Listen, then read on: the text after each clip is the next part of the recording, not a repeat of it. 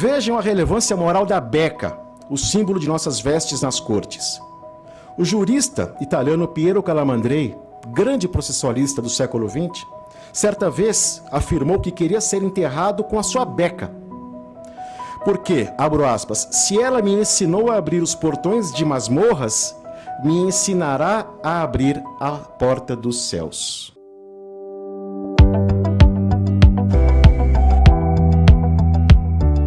Meus caros, minhas caras, vão bem? Espero que sim.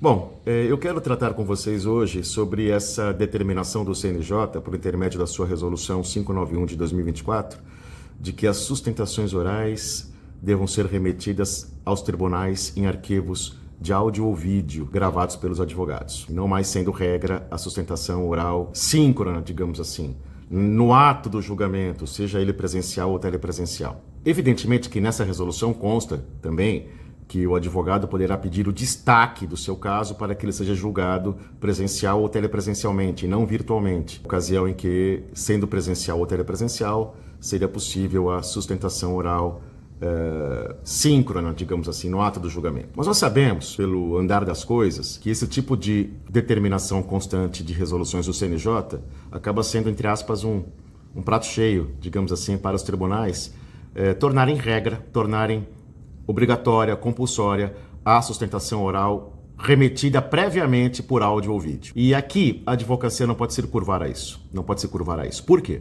Porque é da origem, é da natureza desse ato processual denominado sustentação oral que ele seja, com perdão da repetição, oral, no sentido de ser proferido oralmente na presença ou telepresença do órgão julgador. Porque é a única maneira de o prolator da sustentação oral, aquele que faz a sustentação oral, o advogado, ter certificação de que a sua exposição oral foi ouvida pelos julgadores. A oralidade, que é inerente à sustentação oral, evidentemente, ela demanda controle pelo orador sobre o que o destinatário vai ouvir e que o destinatário vai efetivamente ouvir. A oralidade, o princípio da oralidade, que influi tremendamente nesse ato chamado sustentação oral, é da sua essência, é da essência do princípio da oralidade, a imediatidade entre o advogado que expõe oralmente suas razões e o juiz que vai ouvi-las. É da essência desse ato processual de segundo grau, a sustentação oral,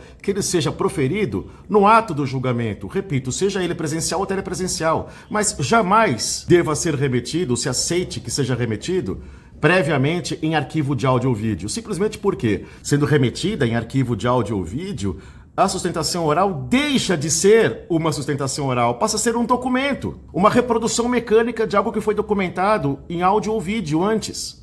E vejam, deixando de ser um ato oral para ser um documento registrado em áudio ou vídeo, nós perdemos completamente a imediatidade do ato em relação ao órgão jurisdicional. Nós sequer saberemos se o magistrado vai ouvir o documento remetido em áudio ou vídeo previamente pelo advogado, porque sim, será um documento nos autos. Vamos lá, o que diz o Código de Processo 422 do CPC. É documento qualquer reprodução mecânica, como a fotográfica, a cinematográfica, a fonográfica ou de outra espécie. Vejam, uma sustentação oral gravada em áudio ou vídeo remetida antes, repito, desnatura-se como sustentação oral e passa a ser um documento. E pior de tudo, nós não teremos publicidade sobre esse documento, se ele será ouvido ou não, se ele será visto ou não pelo órgão julgador. Então vejam, em conclusão, essa resolução 591 do CNJ, ela causa muito receio, muito temor na advocacia, porque em última análise ela desnatura o ato sustentação oral, tornando-o um documento, e não é essa a essência, não é essa a razão de ser da sustentação oral. E há também, a reboque dessa transformação do ato oral em um documento, a reboque disto haverá o quê? Haverá uma minoração, se não uma eliminação da publicidade sobre a oitiva desse ato.